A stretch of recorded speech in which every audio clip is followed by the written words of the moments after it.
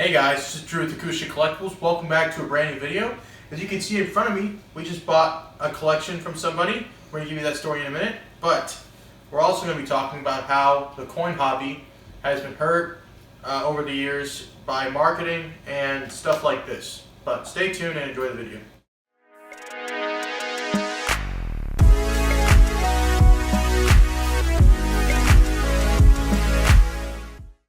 Casey was looking on Facebook Marketplace, something like that, trying to find some wheat pennies.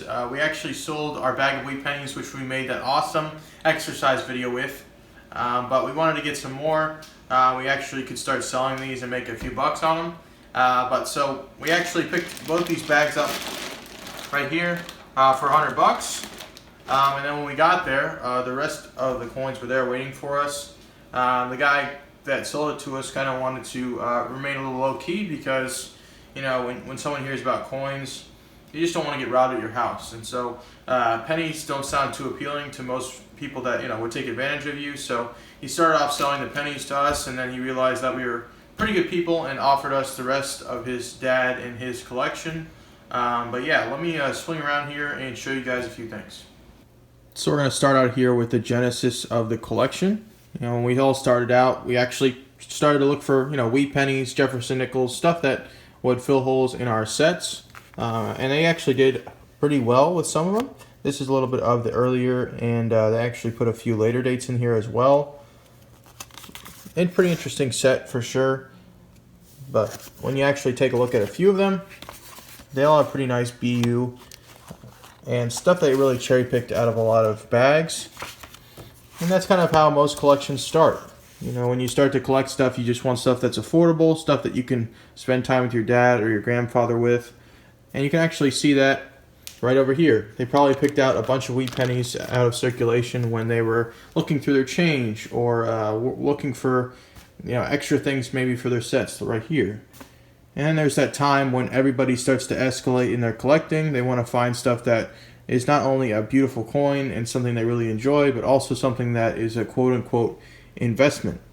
And so we're actually going to start to pan a little bit more to the collection here. You can see this United States of Silver dollar collection. Pretty interesting set. We'll talk about that in a few minutes. We also have a few kind of knickknacks here.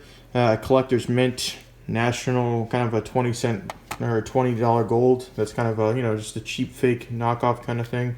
We have a blue Ike here. Blue Ikes, you know, stuff like this isn't too crazy right now, but, you know, it has a nice little amount of silver content in it. This is a brown Ike, from what you can see. It has a nice proof kind of cameo look to it as well. And then we start to get to, you know, other collector stuff here. We have the, you know, 50 States book, and then we actually have the quarters that everyone lined up in here. Just really interesting sets. And then we actually have a few more Morgan dollars up here. A little bit better dates, 1890s, 1886, just odds and ends. Hey guys, I hope you're enjoying this video so far. If you are, please leave a like, comment your thoughts down below. What do you guys think of kind of the TV ads that people play and try to sell interesting coins on there that aren't really good coins long term? And then what do you guys think of the overall video so far? Subscribe if you're new, and let's continue on with the video. And so when actually you look at a few of these items here, like this silver dollar collection or these extra silver dollars, we'll actually open this roll in just a minute. A lot of these actually have been cleaned or, you know, just have certain issues with them. Either they were over dipped, they were scratched, they have rim dings, just anything that you would think of with a details coin. Most of these would have them. And so the whole point of kind of introducing this into the video is not mainly to hit on someone's collecting or what they have in terms of maybe their investment portfolio, quote unquote, but kind of to look at how people packaged coins back in the day and how it kind of turned people off to collecting. And so what does that mean? You know, if I was to sell a Morgan dollar today and I was to pass it off as something that was genuine, not touched, not hurt by other you know, other means like staple scratches or brush or whizzing or anything like that, I would tell you, I'd tell you either it's a nice genuine MS62, MS64, something like that, or I would tell you it's been cleaned or it's been damaged. But when you look at this set in particular, Just off the off the eye here, this one, which is kind of hard to pick up, you can see that staple scratch right on the face, or it's a giant gouge. A lot of this stuff, when you actually try to cartwheel in the light, it's just something that you really wouldn't want to pick up as a collector, just because they have a lot of problems. And with these bigger companies that try to sell you this stuff, they just aren't doing you a good service, because the more kind of felt, plastic, everything that you get with a coin, the more you're going to have to pay for it, and the less that you'll actually receive in the end. And that really comes to fruition when you take a look at this set here. This is an American Eagle set, which is kind of interesting. I guess they turned everything around to make it look like American Eagles were on there. They have this funny looking certificate of authenticity by American Historic Society. So they kind of give you a bit of a background and history of it. But when you actually take a look at the set, most of these coins are just so circulated, or they're cleaned, that they started to retone. And so and some of this stuff is pretty interesting, because they're like, you have to trust your history, and invest in history of the United States, and you need to be patriotic, and you need to do all these things. But really, sometimes when someone ends up paying for something like this, they pay so far above retail that it's just not too it's just not good for the collector in the end. They want to have something that'll transcend through generations, and some of this stuff just isn't that way. And you can pick up another set like this one right here, the 9 decades of Lincoln pennies. You can see that obviously the steel scent's pretty, has like it was repolished just to put in this set. You can see the other ones kind of are just super worn, nothing too crazy about them, but some decent later date scents as well in there, which is pretty interesting. What else do they have to say on here? Just stuff like this that I really wouldn't offer to somebody, just because mainly when you take a look at the value of that piece, you're going to be counting 8 or 9 cents in there. And as we pan over a little bit, we can kind of see a few more things that they ended up picking up over the years. If you guys missed that episode at Conroe, we actually talked to Rodney Livingston.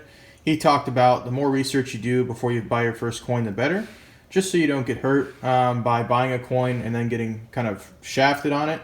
Another thing to also consider when you're looking at stuff like this is that margins on coins, they're pretty low already. And so how do you make your margins better after a while? The way you can do that is either you can offer better coins that you get for a cheaper price, or you can repackage coins that have problems that cost you less money and then sell them at an extreme investment value. Just kind of how you see like on QVC and other, or you kind of see people selling coins on TV, and that, that actually just is an extreme ripoff. And kind of the sad thing to consider is that most people, there's going to be always some people that get targeted kind of by TV ads or by people that want to sell you stuff online. But just understand that you have to do your due diligence, because it is important, especially when you're trying to buy coins that would last last in terms of value the long term. But I want to bring my brother in, show you guys, just dump him out right here, Casey. We're going to show you guys a few of the raw dollars that we picked up. And I think this was also something that may have been purchased maybe online. But let me just take a look with you guys real quick. So we'll pick up the first one here. And when you kind of put in the light, you see these giant scratches on the coin right below the chin. And the cartwheel really doesn't go around the coin. You can kind of see some just flatness all over the face and in the fields. And even when I feel it, you feel it's extremely flat. So most likely some type of chemical was put on this coin, and also maybe it was put through a machine. And then when you flip over the coin, you can kind of see the same haziness there. The luster was just stripped off of the center, and you can really see it when you kind of aim the coin down. This coin though, we didn't buy it for too much. The luster's gone in the face on the obverse as well. Just wanted to check that. But let me pick up another coin, show you guys something else that might have been a problem. When you check out this coin, you can see there's kind of a bunch of hairlines on the obverse. Luster's still intact pretty well, but this coin by no means is a genuine coin that would be able to be graded. And when you flip over the coin, you kind of see the same trend on the back, and there is a few scratches on there as well. I think right behind the eagle's head. Just coins like this in a whole roll that we found that he actually offered to us. You're going to kind of see a lot on the same type of coins here. A little bit of whizzing or something that kind of try to remove imperfections. But some of these coins are actually pretty nice. But most of the time when you actually take a fine-tooth comb to most of these, you're going to see a lot of them have a details grade. Let me try to find another one here. Here's one I think that has been cleaned. As you can tell, there's a lot of hairlines. Just kind of put it at an off angle, and when you start to look for the cartwheel, you can just see many kind of brush strokes that someone used on the face of this coin. And once again, there's kind of no luster on the face, and in the fields, just on the kind of peripheral edge, where there's the date and the words. And just a decent coin, kind of if you're wanting to stack, put aside for your silver stack. But a lot of these have stripped numismatic value to them. So that's something that we understood when walking into the situation or the collection that we picked up. And so, most likely, since all these have one issue or another, these were probably all sold to him in the same role, quote unquote. And so, just something else that was picked up that really just doesn't have a ton of numismatic value. A lot of it's going to be held within the silver value of a coin. Most of these coins would sell anywhere between, $35, $40, $45 maybe. But if these were actually, mint state coins, they would be a little bit more. And so he didn't. Sometimes when you're starting to learn in the hobby, you end up getting deals like this. You might end up sold a coin kind of at an antique show or at an antique shop, and most of those coins really do have or might have issues with them. And so most of the time, I would recommend just learning and understanding as much as possible, getting involved with your local coin group, or have a few guys you can reach out to online, and they can really help you find your first coin. And you can also message us on our website, acousticcollectibles.com, if you have any questions about what we have for sale, or if we can help you out with any pieces that you are concerned about. But interesting kind of group here. These will all be available with their correct grade of what I think they will be. And if you guys want something like this, just let me know. And the last few things I wanted to show you guys was a few, 2000 American Silver Eagles, all in their original box, and their kind of COA that they put in there, which is interesting. And when you actually take a broad view of everything that we've seen here, we really, at the end of the day, kind of wanted the pennies, and we also wanted the raw dollars, because that's kind of what we sell on our website. But the truth and the reality of it is, when you buy a collection, you really have to buy everything. When we were actually sitting with the gentleman, he said, I want to offer you guys these dollars here after the wheat pennies, but the only way I'm actually going to get people to my house to buy the rest of the collection is if I have these Morgan dollars and peace dollars. So we ended up grabbing everything else with the collection, and it actually allowed us to add a little bit more content to this video, because we really don't buy this stuff too often, but when we do, we wanted to make something educational out of it. So I hope this helped you guys out a lot. This stuff we really didn't want to buy. This stuff is not a good investment long term. There are coins that are great investments, but what I would say is that stuff like this is out of pure enjoyment. If you want to assemble a set that's something that you like, and you don't care if you lose money, that's something that you can focus on with this stuff. With the other stuff, Morgan dollars, peace dollars, older coins that have a finite amount available, those coins you might want to start looking at in higher grades, and those things might be great for long-term / short-term investments. I am not a financial advisor, but that's kind of what the main story is behind this whole collection. And where we saw this kind of robbery or hurt involved with buying new age stuff like this on TV commercials and things you would really never want to spend your money on, we actually saw this at the Summer Fun Show. So we had a guy that came around, he was selling stuff to all the tables, trying to offload stuff that looks just like this. And so as soon as we looked at it, we said we weren't interested. And so he ended up giving us the backstory on this collection. I think he was selling this stuff on behalf of the bank, but he gave us the backstory, and the collector that actually bought all this stuff, he took a loan out on his house. He spent $250,000 on investment coins. And most of the stuff that he actually ended up buying was Sacagaweas and Susie B's and all this stuff that was put in these fabulous, fantastic, amazing boxes for you. And When it all came crashing down is when he basically had to sell his collection, and he said he wanted to make get a return on it, quote unquote. He took it to this guy that was trying to sell stuff to us, and he said, realistically, we just need to sell this stuff. We need to get liquidated. What's the honest value of this stuff? And I think he offered anywhere between $2,000 and $4,000 for all this stuff that he ended up buying over the years, all the stuff in boxes, all the stuff in padded envelopes, and these felt boxes. It was a really sad story.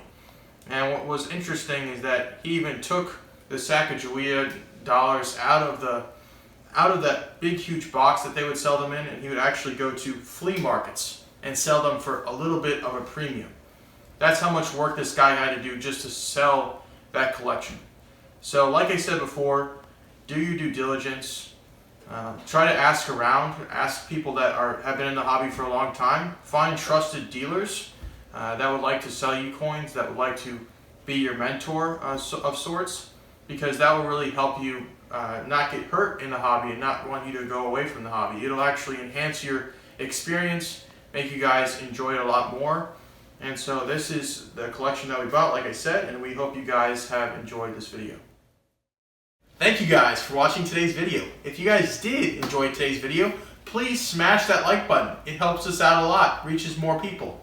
If you guys do have an opinion on this video or what you think of it, please comment down below and subscribe if you're new. A lot more interesting videos coming out, a lot of high dollar coins, a lot of coin show vlogs, everything you're going to want to see. But we will see you guys Monday.